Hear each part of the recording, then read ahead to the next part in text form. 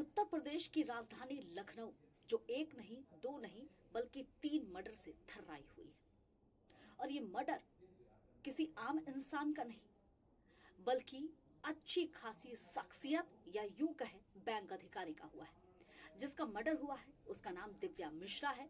वो ICICI bank की अधिकारी बताई जा रही है। दूसरी तरफ जिसने हत्या की है वो भी एसबीआई बैंक का अधिकारी बताया जा रहा है। ये मामला हालांकि पति पत्नी से जुड़ा हुआ है। पति पत्नी का विवाद था और इस वजह से मानस वाजपेयी ने अपनी पत्नी दिव्या मिश्रा की हत्या कर दी। लेकिन सिर्फ यहीं तक बात सीमित नहीं है।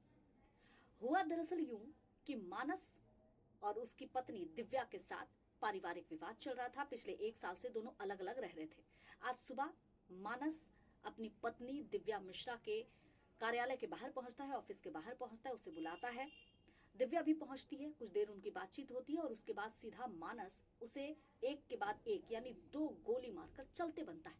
3 किलोमीटर वो चला जाता है, अपनी बहन के घर पहुंचता है, वहां उसकी भी हत्या करता है। उसके बाद स्टेटस लगाता है, स्टेटस लगाने के बाद खुद को गोली मारता है और सुसाइड कर लेता है।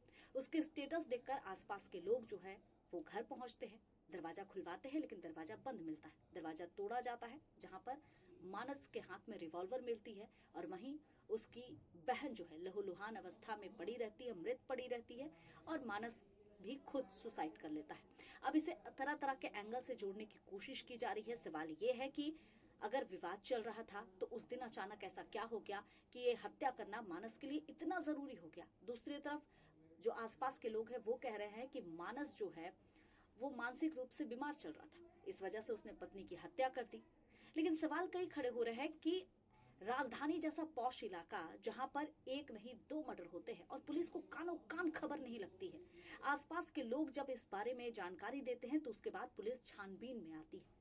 अब चुनाव से पहले अगर ये इस तरह के मर्डर होते हैं तो क्यों ना सवाल सरकार पे खड़े हो, क्यों ना सवाल पुलिस प्रशासन पर खड़े हो। खैर, देखना है कि पुलिस जांच कर रही है, जांच में आखिर कौन से तथ्य सामने आएंगे और इसे लेकर अब विपक्ष चुनाव में किस तरह से भुनाता है। मेरा वीडियो कैसा लगा कमेंट करके जरूर बताइए।